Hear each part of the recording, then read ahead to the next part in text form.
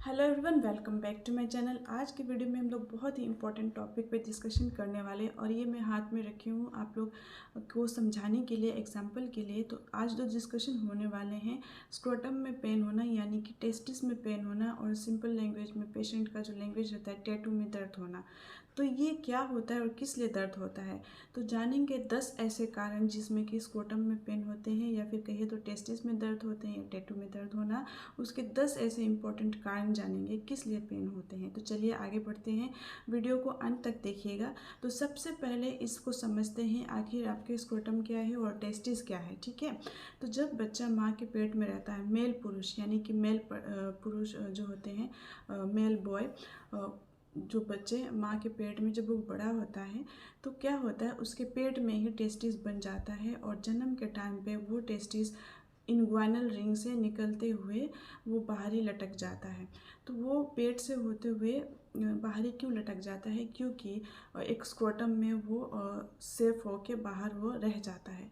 इसलिए क्योंकि पेट में जो टेम्परेचर ज़्यादा है, दैट्स वाई भगवान ने कुछ ऐसा बनाया है कि उसका टेम्परेचर बॉडी से 2 डिग्री माइनस अप्रॉक्स जो है कम रहता है बाहरी। इसलिए उसका टेम्परेचर कम रहने के लिए थोड़ा सा बॉडी के टेम्परेचर से उसको बाहर भगवान ने ऐसे कुछ बनाया है कि वो बाहर स्क्रोटम में सेफ रहे, ताकि इसके वजह से उसका स्पर्म में कोई प्रॉब्लम ना आए, पेशेंट को इनफर्टिलिटी ना हो, मेल पुरुष को बांझपन ना आए और उसके शुक्राणु बढ़ने में डिसेबिलिटीज़ ना आए, और साथ ही साथ जो है टेम्परेचर मेंटेन रहे, रेगुलेशन टेम्परेचर का अच्छा रहे। ठीक है, तो ये आप समझ गए होंगे। दूसरी बात देखिए, टेस्टिस कहाँ होता है और स्क्रोटम क्या है। देखिए, स्क्रोटम एक्चुअली जो है सैक है जिसमें कि टेस्टिस अंदर रहता है। टेस्टिस ये एग्जांपल के तौर पे समझा रही हूँ, ये स्क्रोटम है, इसको हमने स्लाइस किया, एग्जांपल ले रही हूँ मैं, स्लाइस किया। तो अगर इसको स्लाइस किया तो अंदर देखेंगे तो कुछ ऐसा स्ट्रक्चर मिलेगा जिसमें कि ये टेस्टिस है और ऊपर जो है ये टेस्टिस है और ऊपर जो है ये देख रहे होंगे, इसमें स्पर्म स्टोर होता है। तो ये इससे इंटरकनेक्ट है और ये टेस्टिस से स्पर्म जो बनता है यहाँ आके स्टोर होता है। अब ये इसको कवर किया हुआ रहता है कुछ लेयर से। देखिए, 1 लेयर, 2 लेयर, 3 लेयर। तो जब लेयर वाइज इसको कवर किया रहता है और प्रोटेक्शन के साथ इसको बाहरी जो है रह जाता है। तो अब इसमें जानेंगे पेन होना इसमें क्यों होता है, वन बाय वन इसके कारण जानेंगे। लगभग 10 इम्पॉर्टेंट कारण जानेंगे जिसके वजह से टेस्टिस में पेन होते हैं, स्क्रोटम में दर्द होते हैं। तो सबसे पहले कारण हम लोग जान लेते हैं हाइड्रोसिल। ठीक है, हाइड्रोसिल मतलब कि वाटर एक्यूमुलेट होना, पानी का जमा होना। कहाँ? टेस्टिस के बाहर। टेस्टिस तो अंदर रहता है, टेस्टिस के बाहर जो लेयर है यानी कि ये लेयर तीसरा, जिसमें कि ट्यूनिका वेजिनालिस बोलते हैं, इसमें पानी का जमा हो जाना जिसे हाइड्रोसिल बोलते हैं। और इसमें क्या होता है कि चलते समय दर्द होता है, हैवीनेस महसूस होता है और साथ ही साथ डिस्कम्फर्ट महसूस होता है और स्वेलिंग रहता है। तो ये हुआ पहला कारण। दूसरी कारण जान लेते हैं जिसको बोलते हैं वेराइकोसिल। तो देखिए, ये टेस्टिस है, इसमें भी खून सप्लाई होता है। तो नसें जो होते हैं, एक नसें होते हैं जो खून ले आता है, दूसरी नसें जो होते हैं उसमें से जो डीऑक्सीनेटेड ब्लड है उसको ले जाता है। तो जो इसको खून देता है आर्टरी, और जो ले जाता है वेन, उसमें क्या होता है कि स्वेलिंग हो जाता है, यानी कि नसों में स्वेलिंग हो जाना। तो उसके वजह से हैवीनेस महसूस होता है, भारी महसूस होता है। तो क्या करता है, टेस्टिस का साइज़ को दबाता है तो साइज़ कम दिखेगा। साथ ही साथ इनफर्टिलिटी हो सकता है फ्यूचर में, यानी कि बांझपन हो सकता है मेल को, और टेस्टिस का साइज डिक्रीज हो सकता है। तो ये दूसरा कारण रहा। तीसरे कारण की बात करें तो इपिडिडिमिटिस। इपिडिडिमिटिस क्या होता है? इपिडिडिमिटिस जो होता है इसे बोलते हैं, इसमें इन्फेक्शन होना। तो मैंने क्या बोला, ये टेस्टिस है, इसी से कनेक्टेड यहाँ ये स्पर्म स्टोर करता है, शुक्राणु को यहाँ जमा करता है। इसमें इन्फेक्शन होने के कारण जो होता है स्वेलिंग आ जाता है। तो ये इन्फेक्शन यहाँ कैसे पहुँचता है? ब्लड के थ्रू पहुँच सकता है, या पेशाब का जो रास्ता है इसी से कनेक्टेड है, बिकॉज जो है स्पर्म को ये आगे बढ़ाता है स्पर्मेटिड कोड, और स्पर्मेटिड कोड से होते हुए पेशाब के रास्ते जाके स्पर्म बाहर आता है।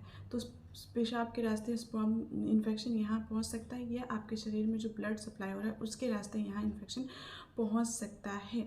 तो ये रहा तीसरी कॉज। चौथी कॉज की बात करें तो इपिडिडिमल सिस्ट। ठीक है। यहाँ सिस्ट बन सकता है। सिस्ट यानी कि पानी भरा सिस्ट, सेक, पानी भरा सेक होते हैं, या तो उसमें पानी भरा है या फिर उसमें जो है क्या होता है कि स्पर्म भर गया है, तो उसे हम लोग सिस्ट बोलते हैं। तो वो भी कारण हो सकता है। नॉर्मली छोटे सिस्ट स्पॉन्टेनियसली डिज़ोल्व हो जाते हैं, लेकिन सिस्ट का साइज़ अगर बड़ा होता है तो उसे ठीक करना पड़ता है। अब नेक्स्ट, ये चौथे कारण थे। नेक्स्ट कारण इसमें जान लेते हैं, जो कि और ट्यूमर की बात करते हैं। ट्यूमर, देखिए पेशेंट आता है और कहते हैं सर मुझे कैंसर तो नहीं हो गया। ट्यूमर यानी कि ग्रोथ होते जाता है, ठीक है, तो स्वेलिंग होते जाता है, तो वो कहते हैं दर्द हो रहा है। देखिए ट्यूमर के केस में, कैंसर के केस में उसमें पेनलेस होंगे, उसमें दर्द नहीं होंगे, कुछ कारण में ही दर्द हो सकता है, अदरवाइज उसमें दर्द नहीं होता है, उसमें स्वेलिंग होते जाएगा और उसमें कुछ यूएसजी करवाना पड़ता है, अल्ट्रासोनोग्राफी करा के देखा जाता है, और कुछ ट्यूमर मार्कर होते हैं जिसकी वजह से हम लोग जांच करा के देखते हैं अगर कैंसर वाला कंडीशन है तो ये रही जो है ट्यूमर, ये रही पांचवी कॉज।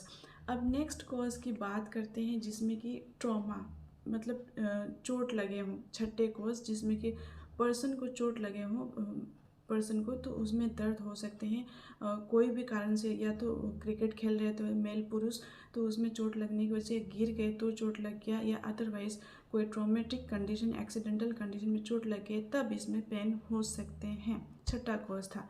सातवां कॉज की बात करें तो इसमें टॉर्जन, जो बहुत ही इम्पोर्टेंट है।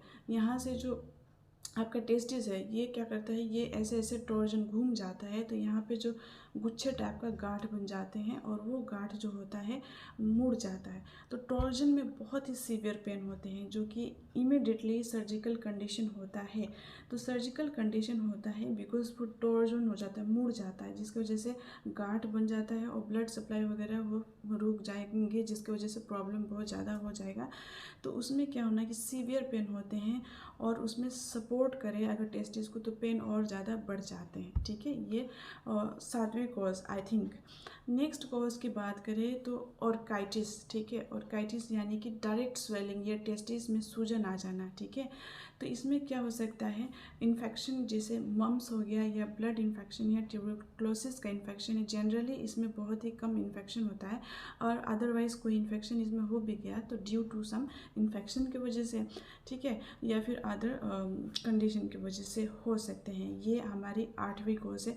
अब चलते हैं नौवां कॉज, जिसमें कि न्यूरैल्जिया, ठीक है। अगर बेवजह न्यूरैल्जिया पेन हो रहे हैं, वो भी किस लिए, बेवजह, पता ही नहीं है आपको, अननोन कॉज यानी कि इडियोपैथिक, बेवजह दर्द हो रहे हैं, जैसे कि आप बाइक चला रहे हैं या फिर बैठे हैं, या फिर डायबिटीज़ के केस में, या कोई सर्जरी हो रखा हो पहले का, या हर्निया हो, या फिर जो है वेरिकोसिल की कंडीशन हो, ठीक है। तो इस कंडीशन में भी आपको यहाँ दर्द हो सकते हैं। 10वीं कॉज की बात करें तो हर्निया, हर्निया भी one of the important cause है जिसमें कि यहाँ दर्द होते हैं।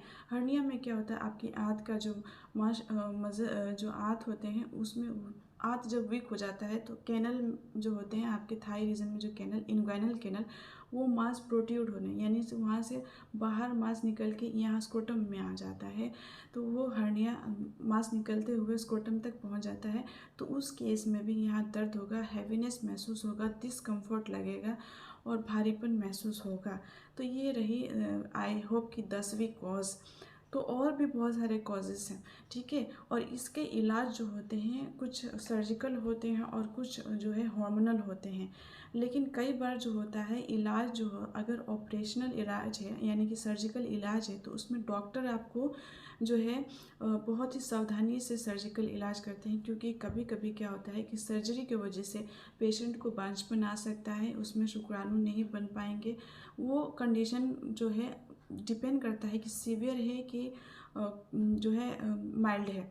तो आपके डॉक्टर डिसाइड करते हैं, अगर सीवियर है तो उस केस में, जैसे कि टॉर्जन हुआ है, तो उस केस में आपको जो है डेफिनेटली उसमें सर्जिकल ही कंडीशन होता है। अदरवाइज हार्मोनल डॉक्टर कोशिश करते हैं कि हार्मोनल जो है ट्रीटमेंट ज़्यादा करें, कंजर्वेटिव ट्रीटमेंट ज़्यादा करें, ताकि आपको इस टाइप का सिचुएशन ना आए।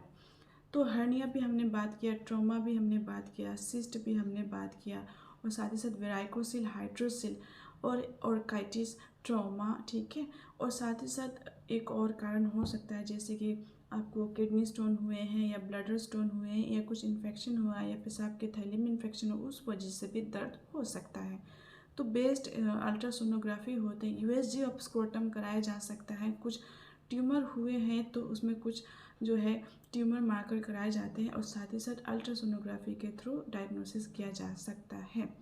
आपके डॉक्टर डिसाइड करेंगे कौन सा कंडीशन है, सीवियर है या एक्यूट। तो आई थिंक ये वीडियो जो है आपको हेल्पफुल लगा होगा, और अगर आपको ये वीडियो हेल्पफुल लगा हो तो लाइक, सब्सक्राइब एंड शेयर ज़रूर करिएगा। इस वीडियोस में हमने डिस्कशन किया कुछ ऐसे इम्पॉर्टेंट कंडीशन जिसके वजह से आपके टेस्टिस में पेन होते हैं, तो वो आपको समझ में आए होंगे, आई होप। ओके, तो नेक्स्ट वीडियोस में हम लोग बात करेंगे जो है टेस्टिस में पेन जो होते हैं उसके जो होम्योपैथिक सॉल्यूशन क्या है, ठीक है। तो वो वन बाय वन हम लोग नेक्स्ट वीडियोस में डिस्कशन करेंगे। आज के वीडियो में बस इतना ही, मिलेंगे नेक्स्ट वीडियोस में कोई और टॉपिक के साथ। तो चलिए आज इतना ही, और take care, bye bye, and like, subscribe, share ज़रूर करना। एंड यस, कुछ भी आपको प्रॉब्लम होती है तो अपने डॉक्टर से कंसल्ट करें एंड देन मेडिकेशन स्टार्ट करें। So take care, bye bye.